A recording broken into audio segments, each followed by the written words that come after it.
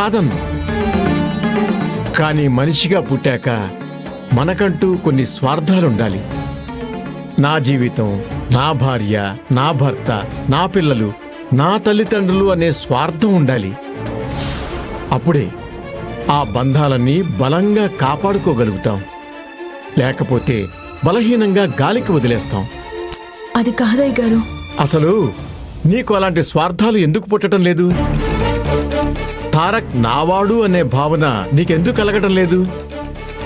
ఏమో అయ్య గారు, ఆ ప్రశ్నలన్నిటికీ నేను సమాధానం చెప్పలేను. నాకు చెప్పకపోయినా పర్వాలేదు, కనీసం నీకు నువ్వైనా చెప్పుకో. అసలు నువ్వు చేస్తున్న పని సరైందా అని. నీకు తెలియకుండా నీ మనస్సు మీద ఎవరైనా ప్రభావం చూపిస్తున్నారా? ఏవైనా పరిస్థితులు ఒత్తిడి కలిగిస్తున్నాయా? ఆలోచించుకో.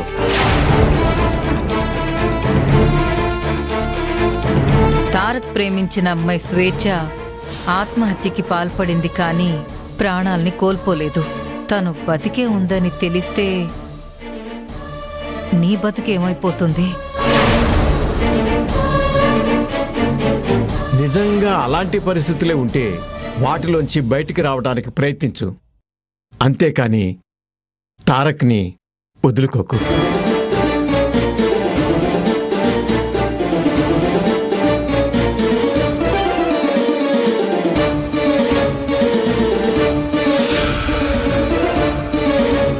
అయ్యగారులా నిన్ను ఆదేశించగలను, కానీ మావయ్యగా మాత్రమే నిన్ను అర్థిస్తున్నాను.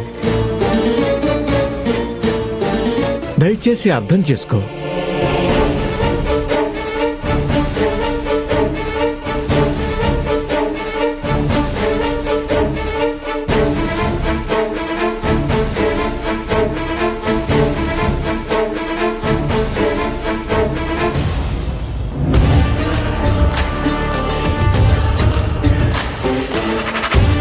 నువ్వు వెళ్ళి దాన్ని పిలు. నీలవేణి, నీలవేణి, ఏ నీల. ఏంటమ్మగారు? ఈ కాగితాల మీద నీ సంతకాలు కావాలి. ఏంటమ్మగారు ఆ కాగితాలు? విడాకుల కాగితాలు, అదే డైవర్స్ పేపర్స్.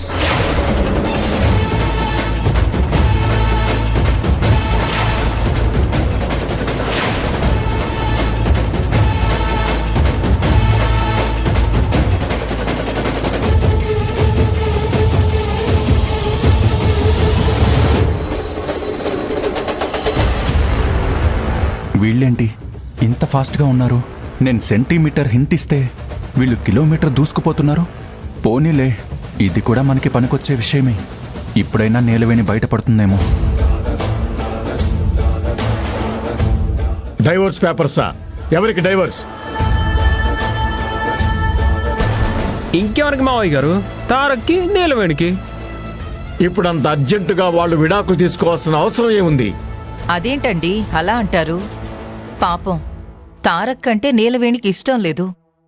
నీలవేణి దూరం పెడుతుంది కాబట్టి తారక్ కూడా విడిపోవాలనే చూస్తున్నాడు.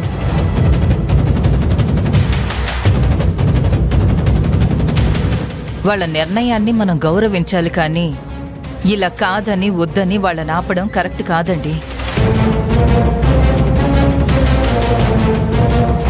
ఏంట్రా ఏంట్రా ఇదంతా?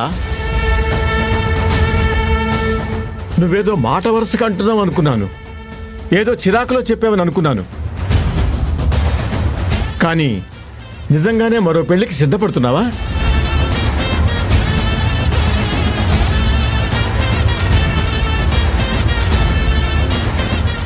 ఇంకేం చేయమంటారు డాడీ?